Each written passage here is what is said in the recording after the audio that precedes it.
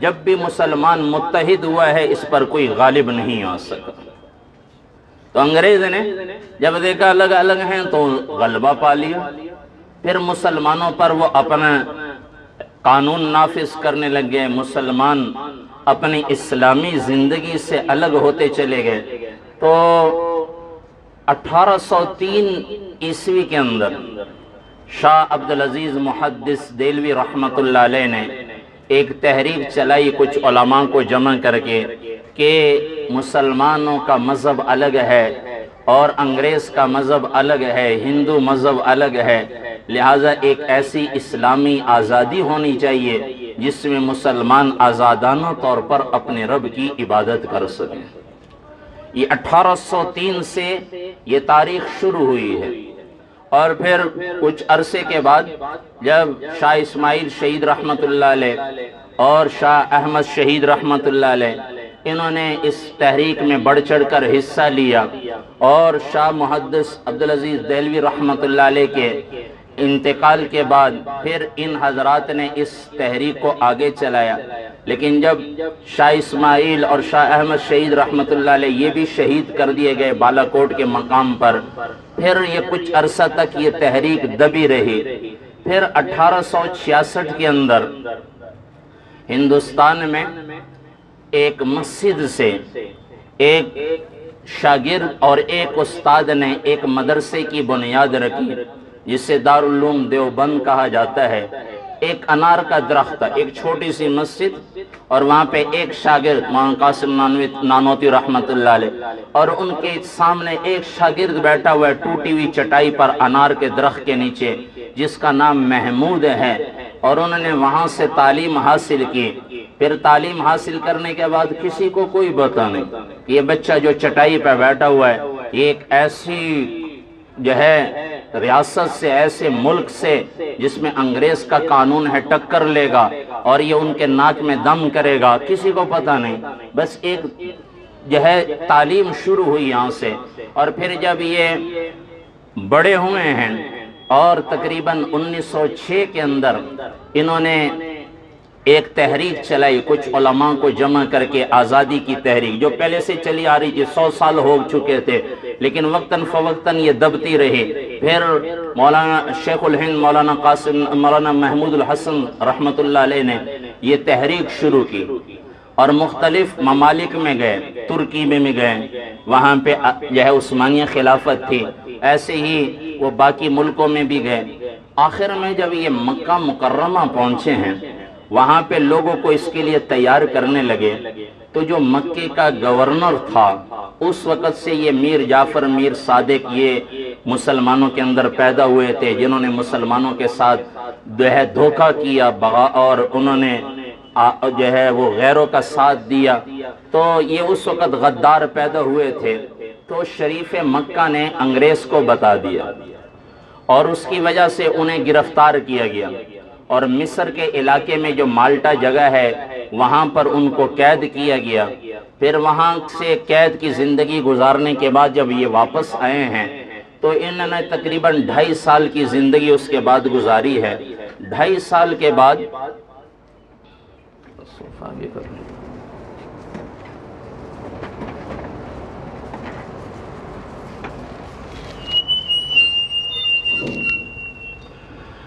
انہوں نے 2.5 سال کی زندگی گزاری۔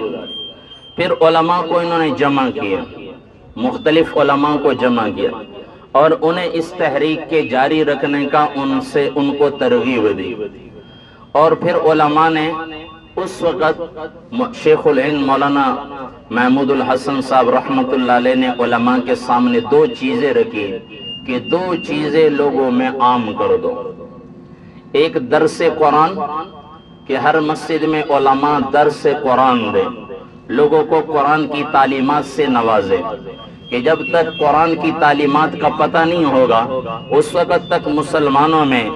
آزاد ریاست کی بنیاد نہیں پڑ سکتی۔ آزاد ریاست کا جذبہ اس وقت پیدا ہوگا جب یہ قرآن کی تعلیم حاصل کریں گے۔ اس لیے یہ درس قرآن پہلے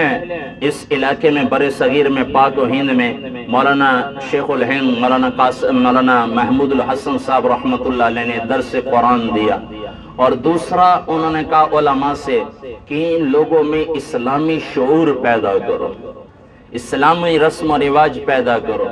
کہ جب تک یہ انگریز کے رسم و رواج پہ چلیں گے ان کے اندر آزادی کا جذبہ بیدار نہیں ہوگا، ان کے اندر اسلامی تعلیمات عام کرو۔ یہ دو چیزیں انہوں نے علماء کو دی۔ پھر ان کے بعد وہ بھی دنیا سے رخصت ہو گئے۔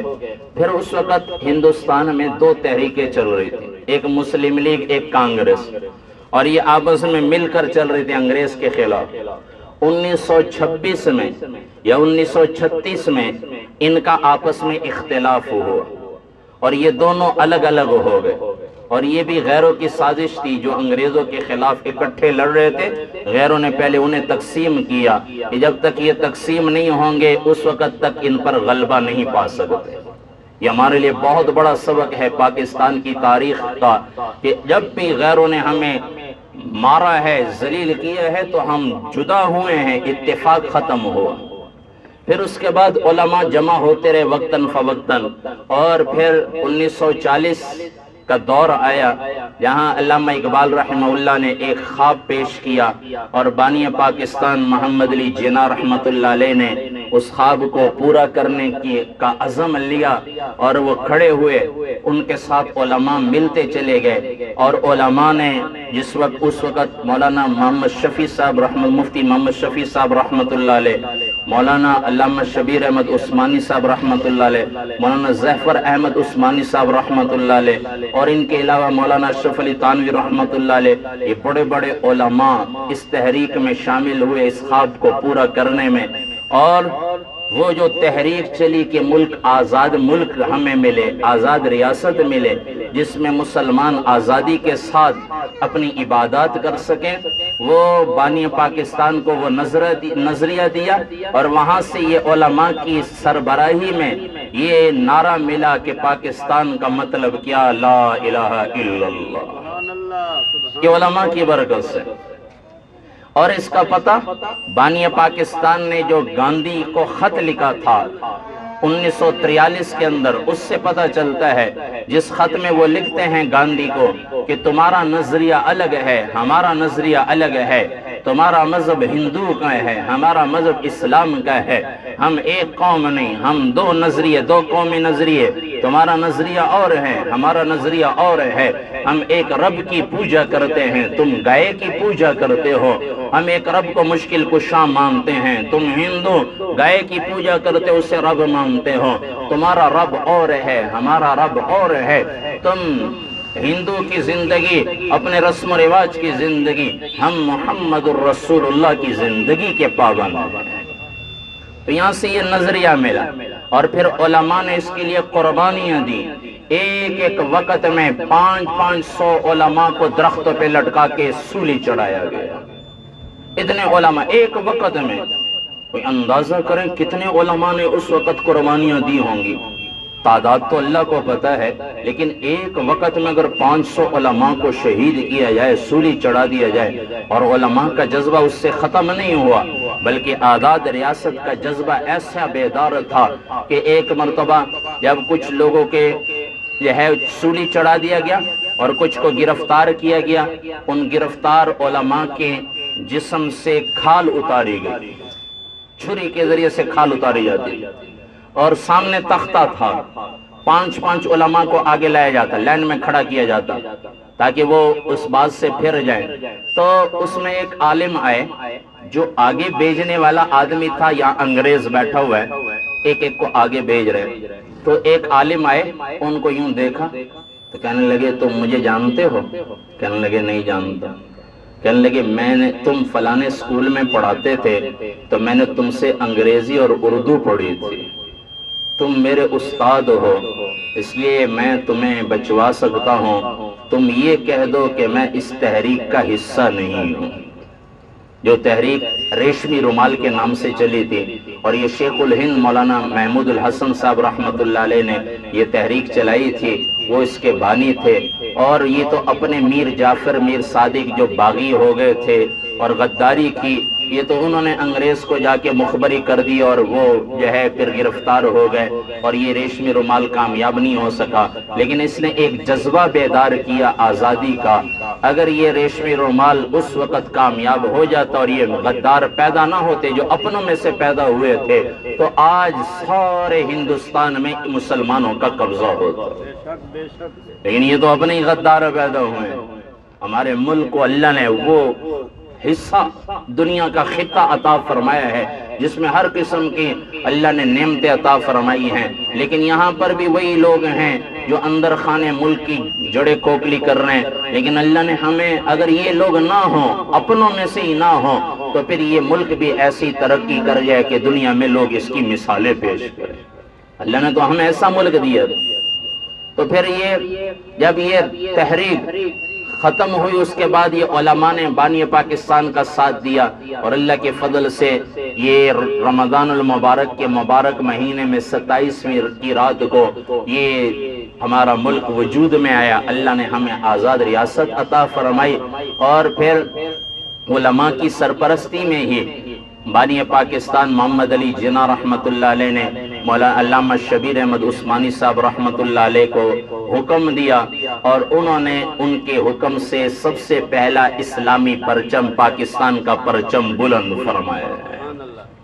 سب سے پہلا اسلام میں جھنڈا، پاکستان میں جھنڈا لہرایا ہے تو علامہ شبیر احمد عثمانی صاحب رحمت اللہ علیہ نے، اور مشرقی پاکستان میں مولانا ظفر احمد عثمانی صاحب رحمت اللہ علیہ نے، یہ بھی بانی پاکستان محمد علی جناح نے حکم دیا تھا کہ وہاں بھی ان کے ہاتھوں سے جھنڈا لہرایا جائے، علماء کے ہاتھوں سے، اور یہ قوم کو پیغام دینا تھا کہ یہ ملک بنا ہی اس بنیاد پہ تھا کہ یہاں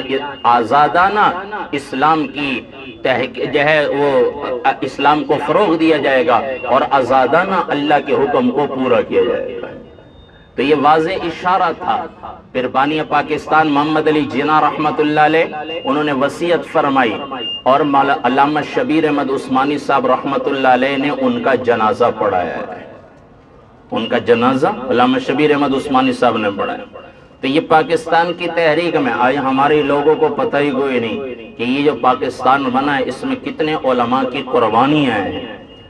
یہ تحریک علماء نے شروع کی تھی، اور پھر اسے پائے تکمیل تک بانی پاکستان کے ساتھ تعاون کرنے کی وجہ سے علماء نے اس کو پائے تکمیل تک پہنچایا ہے۔ تو بھائیو، سب سے پہلے تو ہمیں اس ملک کے حاصل کرنے میں جو ہمیں سبق ملتا ہے کہ اس میں علماء کا بڑا ہاتھ ہے، اور جیسے بانی پاکستان نے علماء پر اعتماد کر کے پہلے ان کے ہاتھ سے جھنڈا بلند کروایا، ایسے ہی اس ملک کی تقدیر بدلے گی تو وہ اسلام کی وجہ سے بدلے گی، اور اسلام کا سب سے زیادہ علم علماء کو ہے۔ تو اس لیے بھائیو، ایک تو میں نے شروع میں عرض کیا، ہم اس ریاست پر اللہ کا شکر ادا کریں، اور شکر یہ ہے کہ اللہ کے سامنے سجدہ ریز ہوں، توبہ استغفار میں یہ دن گزاریں، اللہ کے ساتھ شکرانے میں ڈول باجے سے بچیں۔ جیسے میں نے شروع میں عرض کیا کہ دو آواز اللہ کو ناپسند ہیں، ایک نعمت خوشی کے وقت میں ڈول باجے کی آواز، اور ایک مصیبت کے وقت میں نوحہ کی آواز۔ یہ اللہ کے نبی نے فرمایا دونوں پر لعنت کی گئی ہے۔ پھر اللہ نے یہ ہمیں جو ملک عطا فرمایا، ایک تو اسلامی ریاست ہے، مدینہ منورہ کے بعد یہ اسلامی پہلی ریاست ہے دنیا میں جو اسلام کے نام پر وجود میں آئی ہے۔ پاکستان اسلام کے نام پہ وجود میں، اسلام ہوگا تو پاکستان ہوگا، اسلام نہیں ہے تو پاکستان نہیں، کیونکہ بنیاد ہی اسی پر رکھی گئی ہے۔ اس لیے ہم اس ملک میں اسلام کی بات کریں، اسلام کو عام کریں، دین کو عام کریں۔ پھر دوسرا، ہم یہاں آزادانہ عبادت کر سکتے ہیں۔